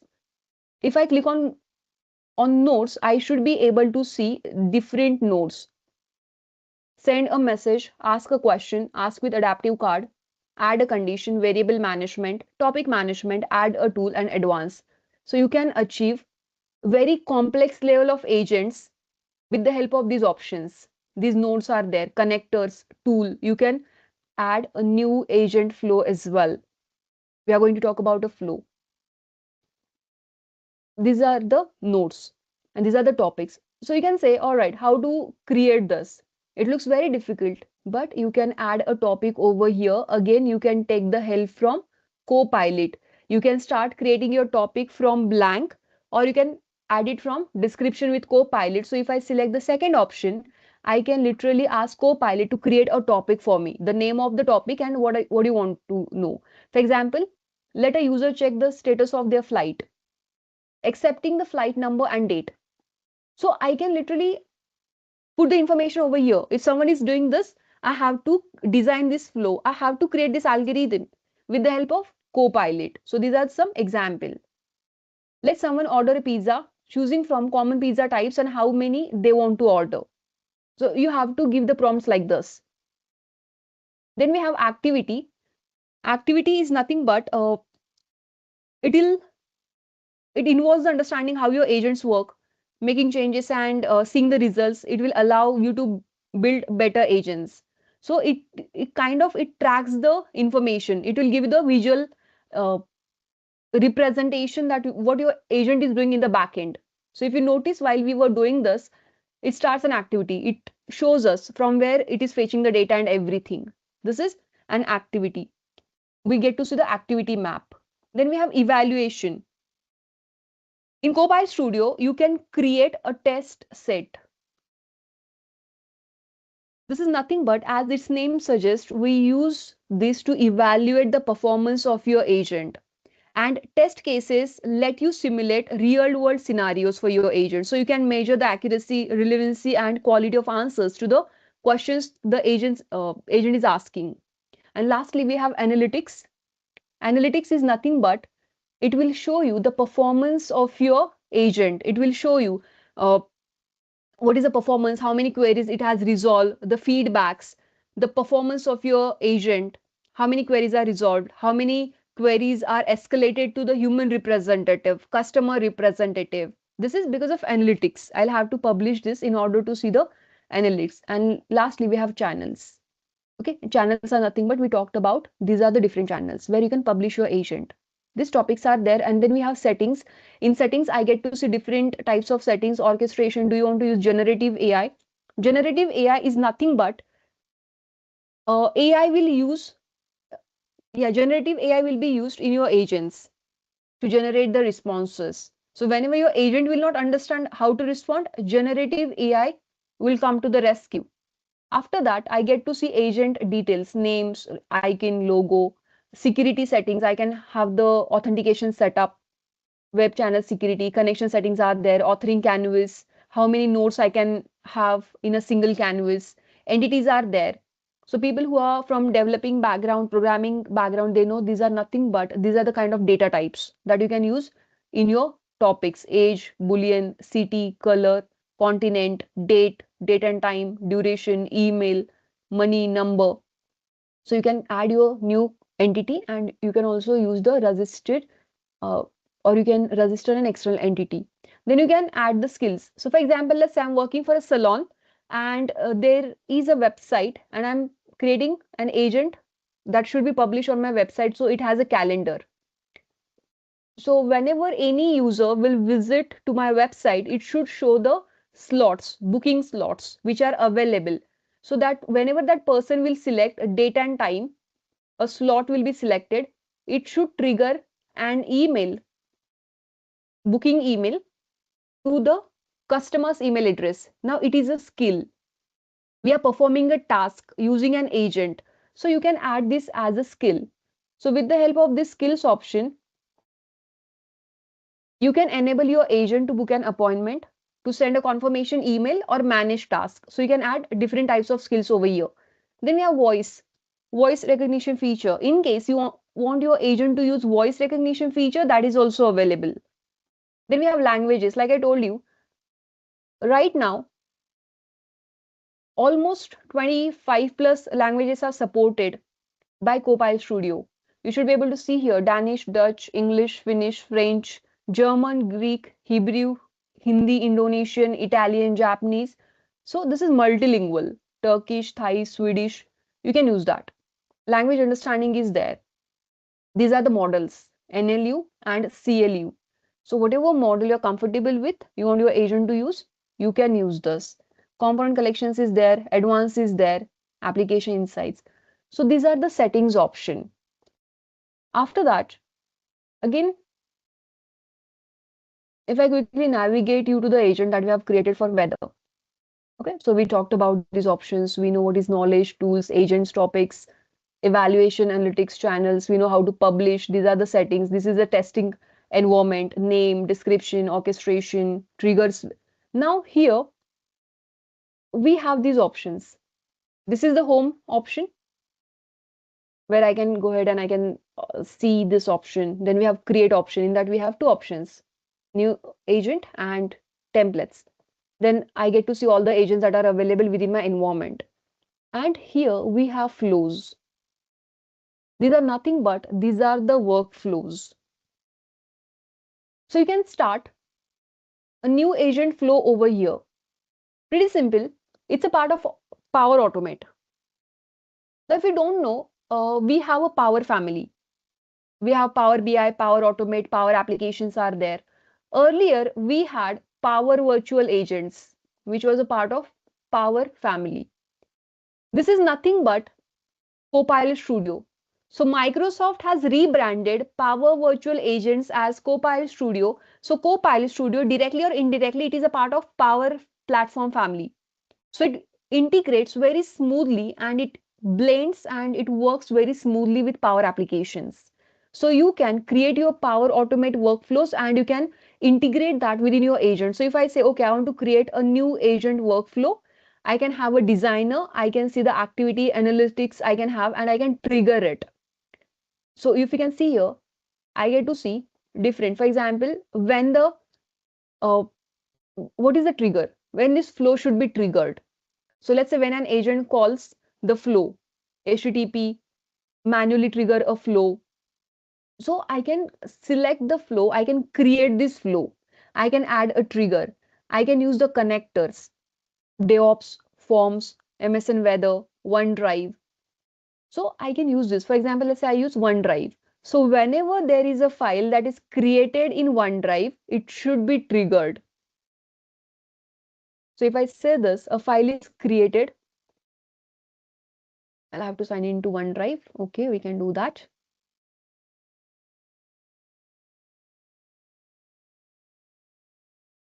Okay.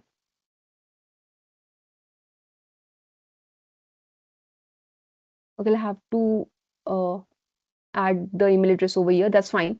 But this is how we create the flows. Different types of flows are available, right? So here, if you can see, different capabilities are there, Excel and everything. So in case you want to trigger something, you want to create a flow, you can do that. Okay, this is a flow. And then we have tools. In tools, we talked about customers are there. Sorry, not customers. Connectors are there. MCP protocols are there. Custom connectors are there. And here, I get to see Power Platform, like I told you. Copilot Studio being a part of Power family, it integrates beautifully with Power Platform, Power Applications, Power Automate, Power BI, Power Pages. Okay, so this is nothing but this is Copilot Studio and its information. Now we can go ahead with the slideshow so that it will make more sense to us. So this is Copilot Studio. This is the GUI. So it says meet your users where they already are, access everything in one place, automate your workflows, integrate with your external applications, connect to your data in Microsoft 365. Then this is the flow. You can set up an agent, you can build the agent, you can design the conversation, you can publish it to different channels, and you can manage it. Everything we have discussed. So how to set up an agent? This is a screenshot. How you can set up the trial account. This is the GUI. We have environment. Environment is nothing but it is a kind of a container that your Copilot agent will be using. Okay. So you can publish your agent, you can set up a new agent. This is a screenshot of it. Or you can start with a template. Again, this is a dialog box where you can have the name of your agent, you can select the icon, you can have the description, you can provide the instructions, language you can select, knowledge source you can select. We have talked about it. Advanced settings are there. You can restart the agent creation, you can edit your agent, you can cancel the agent creation. Create an agent with Copilot, like I told you. You can take the help of Copilot, you can give the instructions to Copilot and it will help you out with this. Generative AI features. Create an instantly useful agent, harness AI general knowledge, author topics using natural language, enable generative actions. These are the features of it. General AI general knowledge. These are the knowledge sources we talked about it. Generative answers, like how your agent will have the generative answer, or how it will generate the answers using public websites, SharePoint files, Dataverse. You can upload a file the way we did. Test panel is there where we can test our agent. Publish is there. You can publish. We were not able to publish because of some reasons, but you can publish your agent and you can share it with other. You can have the demo site, website.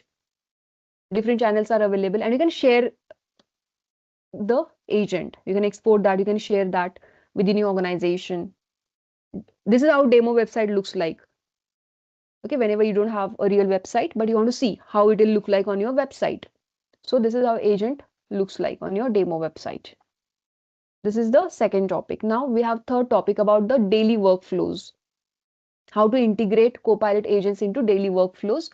This is nothing but it's a part of tool. Okay.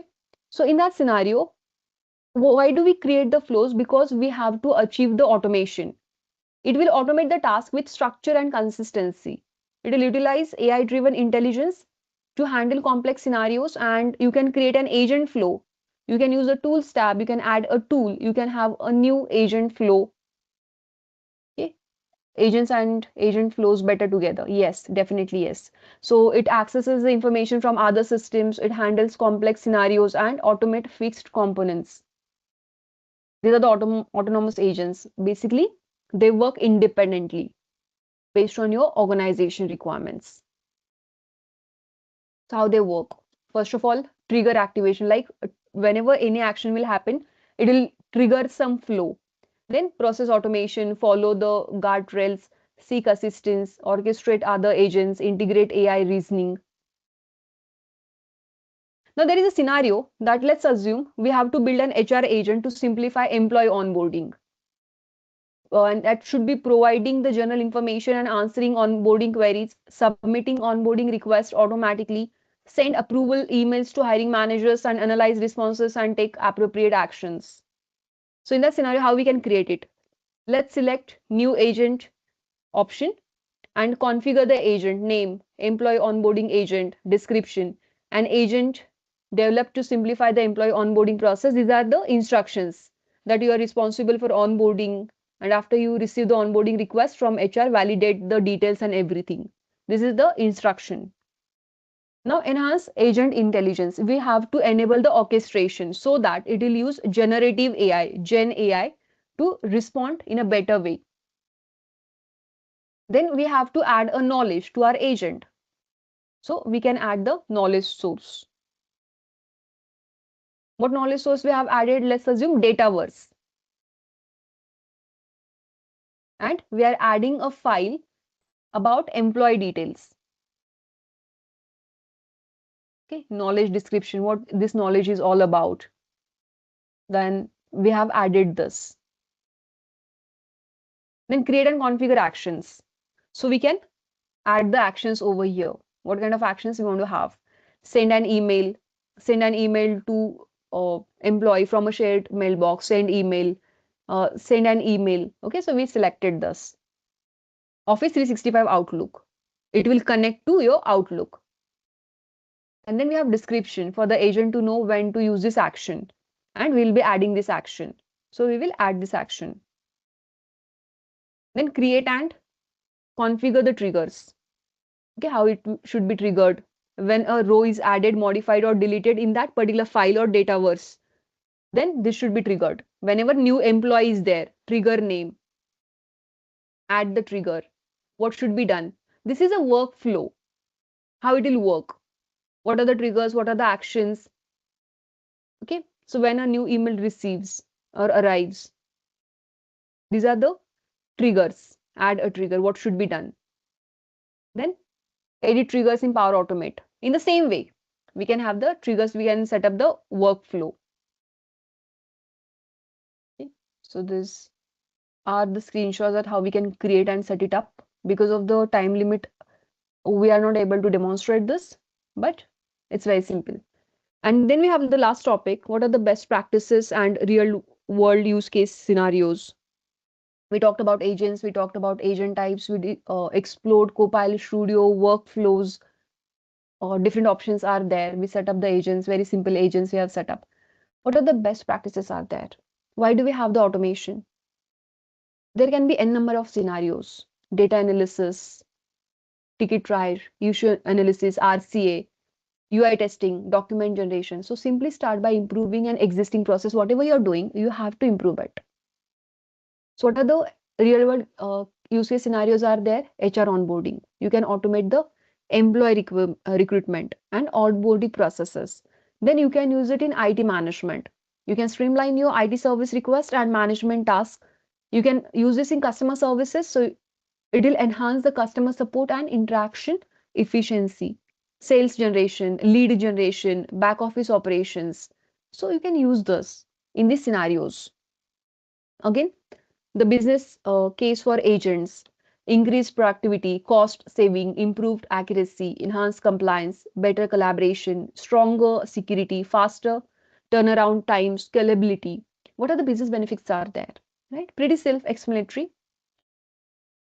So cross industry use cases. For example, this is for travel booking and expense management. Here we are managing both travel booking as well as expense management for the employees, employee onboarding, personalized customer support, data analytics and reporting. So we can mix this up together and we can set up different types of agents. Then we have industry use cases: healthcare, manufacturing, travel and hospitality, retail. So you can set up different types of agents in different industrial scenarios. And in case you want to see this, what are the real use case scenarios are there? You can have this. This is the website that I have already opened with me. So you can navigate over here. You can see AI agents. It says 8 industries, 12 countries, and 39 use cases. So this is a full list of the scenarios: bending the curve on innovation, reshaping business processes, reinventing customer engagement, enhancing employee productivity. So you can select this and it will give you the business case for that. These are the companies: Cognizant, EY, KPMG, then different companies are there, Three Crowns, and you can select that. You can see how they are using AI, how they are using agents. For example, let's say Cognizant, business reviews without the heavy lift.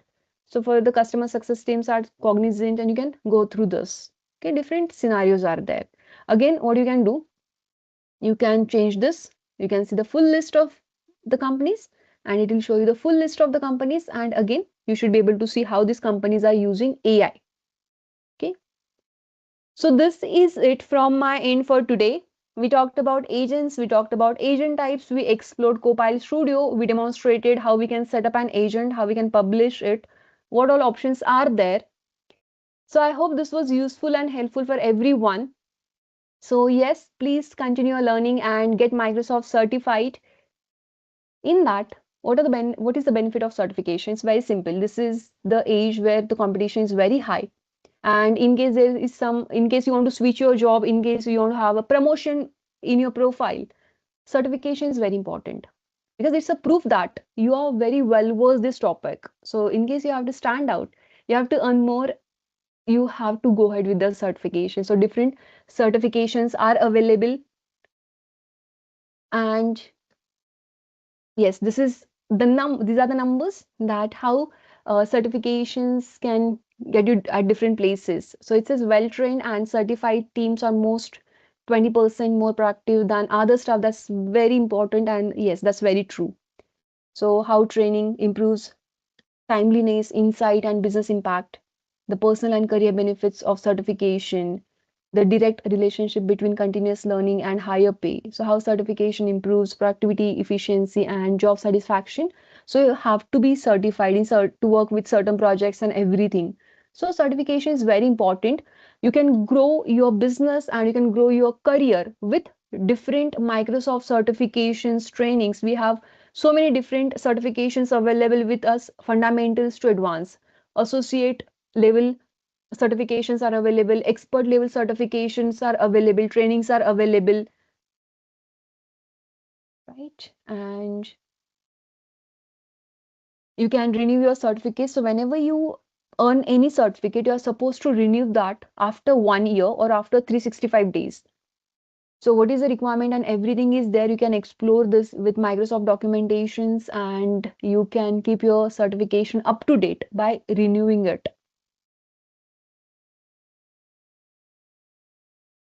So let's get trained and certified. Uh, you can explore our website. You can visit Netcom Learning and you can explore different types of customized and standard courses, trainings. You can inquire about the different courses and skills and trainings that we provide. So, yes, please do visit our website and we are open for the questions. Thank you, Swati. That was very informative. I know everyone is looking forward to the Q&A session, so go ahead and start putting your questions into the questions panel. And while you do that, I would like to give the presentation rights over to Sagnik, our vendor manager, to introduce you to our promotions and webinar-related courses. Thank you so much, Tracy. Hello, everyone. So as you can see on my screen, this is the event handout that you all have received. Once again, we thank you all for taking out the time and joining our masterclass today. As part of this handout, you'd see the content section wherein the different sections within the document have been listed here, and everything is hyperlinked. So you can quickly use these links to jump to the specific section of the document. Before we proceed, it's worth mentioning that Netcom Learning, we are the proud winners of the Microsoft Partner of the Year award for 2 years in a row. So as we say, the legacy continues. In 2022, we were the Partner of the Year worldwide, and in 2023, we were the Partner of the Year for United States. And we are also a Microsoft Cloud Solutions partner. That means that we have capabilities across all the 6 solution areas recognized by Microsoft. A few more things about us. We are in the training industry for over 25 years now, having serviced over 80% of the Fortune 1000 companies, serviced 100 plus US military bases. Overall, we have trained 1 million plus professionals across 36,000 plus unique enterprises, and we enjoy a 96% recommendation rate from our customers. All our trainings on Microsoft are delivered by instructors that are certified and authorized by Microsoft. And our overall instructor pool stands at about 3,200 plus certified professionals. We are your one-stop solution for all your corporate upskilling needs with official training across every major technology and business solution provider. So as we can see over here, we are an authorized training partner for all the industry leaders across Microsoft, AWS, Cisco, CompTIA, PMI, EC Council, and others. Now, within this handout, you would also find this particular page wherein you can find the session recording. You can use the link to access the recording for today's session and revisit the concepts that were covered in today's masterclass. On this page, you'd find the link to access your complimentary courseware and the digital badges. The same landing page that we covered at the beginning of my presentation. You can find the direct access link here, and the link to which is also available on your chat on GoToWebinar. Also, all the participants will be given access to Netcom 365. It is our student portal that includes a lot of features and resources for you to take advantage of to supercharge your skilling journey. All you need to do if you're accessing it and activating it for the first time is set up your password and then you'd be good to go. We highly recommend everyone to explore our learning portal uh, to take full advantage of all your skilling resources. Now, let's quickly take a look at some of the latest offers on Microsoft trainings and certifications.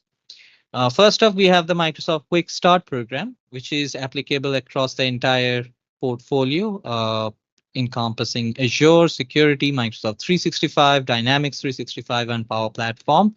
It is truly the best in class exclusive enterprise discount offering on your end-to-end Microsoft training across the official portfolio.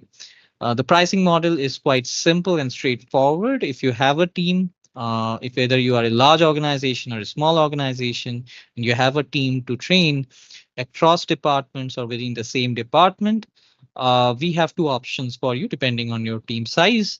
If you are looking to train more than 15 learners, you would be getting a flat discounted pricing of $300 per day per learner. And of course, as the number of days for the particular training increases, the the amount also increases, but you get significant savings on this. If you are having a smaller team, that is 14 learners or less, then you still are entitled to a $400 discounted flat pricing per day per learner. This really accounts to huge savings when it comes to large scale training. So we highly recommend everyone to get in touch with us, explore the offering by clicking on the link provided in this handout. And all your trainings can also be customized based on the specific projects and workloads that you and your team, your organization is working on. And our industry specific subject matter expertise encompasses a wide range of verticals, as you can see over here, from banking and financial services, healthcare, federal and state and local government, to education, energy, manufacturing, retail, consumer goods, and more. Now, we'd like to also quickly go over some facts about Microsoft certifications. Role-based and specialty certifications tend to expire within 1 year, right? You need to maintain, in order to maintain your certification from Microsoft, you need to renew them before they expire. And the renewal process from Microsoft is really simple and easy, and it is cost effective because it's free of cost. You don't have to pay any additional fees to continue maintaining your certification, right? So please make sure to go through this insightful ebook, The Win-Win of Certification. So in case you're planning to get officially Microsoft certified on one of these role-based certifications, this is a great resource for you to know inside out about all the perks that these have to offer. Also, in case you have a team and before you commit to maybe a quick start program for training your team extensively, maybe you want to go for a test drive, right? You want to understand how it adds value to your team, whether it's the right solution for you, whether training is making business sense for your team. We have an ideal solution for you to assess that precisely, right? So for our enterprise customers with teams of 10 or more members, we have the 2 hour private group training demo as a solution, which is also customizable. So our SMEs are going to connect with you, understand what your requirements are. They're going to prepare a targeted skilling plan, and then we are going to customize a 2 hour training for your team as a demo for a more extensive training engagement in case you see the value out of it. And all of these training sessions are delivered from our top Microsoft certified trainers. So this is a great tool. Please make sure to leverage it in case you are planning to explore more training opportunities. And last but not the least, we also have a learning passport, which is our go-to tool for year-long end-to-end enterprise training requirements. It is the ultimate flexible team training package. Irrespective of where your team members are located, irrespective of which modality you need to train your team on, or on which technology or vendor you need to train your team on, the Learning Passport is the ultimate solution. You get access to 4,000 plus official courses. You get flexible fund validity of 12 months. So whatever you invest as part of your learning a passport account fund, we we almost doubled it, right? In case, depending on the amount that you are investing, Netcom Learning also pitches in, contributes to grow your overall fund value so you can train your team to the maximum possible amount that your funds allow you to do. So this is a great tool. Please make sure to explore it in case this is something that you are planning to deploy and you're planning to train your team on AI, Copilot, or any other solution. Also on this deck, you will find some Microsoft recommended courses related to today's topic, as well as a couple of free resources which are mapped here. We highly encourage you to explore these post the session and get in touch with us in case you have any specific skilling requirements. We would love to help you in your skilling journey. With that, please make sure to follow us for the latest updates on IT and business training through our social handles across LinkedIn, Instagram, YouTube, and Twitter. And with that, we are done for this session. Thank you so much. Thank you, everyone, for joining us today. Thanks so much for guiding us through that information, Sagnik. And now we're going to go ahead and jump right into our question and answer session. Which generative AI features are available when authoring an agent in Copilot Studio? All right. So basically, what are the supported knowledge sources, right? Like uh, we have generative feature. So basically, what is a generative AI feature? It helps your agent to generate the answers. So creating an instantly useful agent that generates the answer. So different types of generative AI features are available in Copilot Studio. Like you can have that ability to harness that AI general knowledge to answer your general questions that are not related to your agent specific knowledge sources. So we can use author topics, we can use a natural language. These are the features that are available with generative AI in Copilot Studio. I hope that answers your question. What are the supported knowledge sources for generative answers in Copilot Studio? There are a lot of supported knowledge sources for generative answers in Copilot Studio. Like we have public websites. So basically, whenever you add a public website to your agent, it will search for a query on Bing and it will return the result from the provided website. Then we can add SharePoint files. We can add files from OneDrive. We can have Dataverse that will connect uh, your agent to the Dataverse environment, and you can also upload a file. So these are the different supported knowledge sources in Copilot Studio. How are pre-built agents different from custom agents? All right. Yes. So as we discussed, what we mean by pre-built, these are the ready-made agents that are made available by Microsoft. These are ready-made available. Simply we have to use them. And whenever there is a custom requirement, our organization requirement is there, then in that scenario, we can go ahead and we can set up our customized agents. So that will meet the unique requirement of our organization. So this is the difference. How do Copilot agents ensure security and compliance? Yes, this is a very important question because whenever we are setting up anything, any application we are launching, security is very important. Uh, we have to think and we have to consider certain security parameters and compliance settings.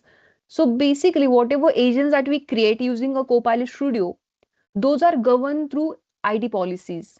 Some frameworks are there, like I told you, whenever you're using Microsoft products, Microsoft application, no matter any application, Microsoft will always make sure that your data will be kept private, compliant, and secure. So organization can also perform the regular audits and reviews to ensure compliance and data protection. So yes. How can Copilot agents integrate into daily workflows? Agents can be published. We talked about channels. So we can have the integration. We can create the agents in Copilot Studio and we can integrate into daily workflows like Microsoft Teams. We can use it on different websites, different applications, on social media platforms. So they can automate the structured task, the task that we perform daily. So it will access the external systems. It will provide the conversational support within your Microsoft 365 environment. Beyond productivity, what are the core business case benefits for implementing Copilot agents? Yes, apart from productivity, if we talk about what are the benefits are there, of course, it is cost effective. So cost savings are there. It will reduce the need for manual labor and it will minimize your efforts. It will minimize your errors. Second, we have enhanced compliance because it will make sure that the processes meet the regulatory requirements. Strong security is also there, and scalability is very important one because it will allow businesses to handle the increased workloads without any kind of proportional increase in labor cost. So yes, beyond productivity, these are the benefits that we can say about the Copilot agents. What are the essential IT governance controls for managing Copilot agents? So we can manage our agents with the help of different policy controls. We can have policy development. We can have risk management assessment. We can have the access control. Who can use your agent? Who can share your agent? Who can or who can get the response from your agent? Data management is there and performance as well. So these are the governance controls. Whenever it comes to the management of your Copilot agents, as an admin, you can manage it in all the ways. Thank you. Thank you so much for your questions. And thank you so much, everyone, for attending this. Thank you so much for your time. Hope to see you soon for another session. Thank you. Bye bye and take care. Once again, I want to remind you that as you leave the session today, you will be presented with a short survey. We would like to request for you to help us by taking a quick moment to participate in that survey. Your feedback really helps us understand your learning experience as we are constantly looking at how we can improve our future sessions. The survey answers are measured on a scale of 1 to 5, 5 representing outstanding and 1 representing poor. We want to thank all of you for joining us today, and if you do come up with any additional questions, feel free to send them to webinar@netcomlearning.com at any time. We hope that you found today's webinar informative, and we look forward to seeing you back here with us soon. Feel free to tell your friends and colleagues about our webinars and other courses. Have a great day, everyone.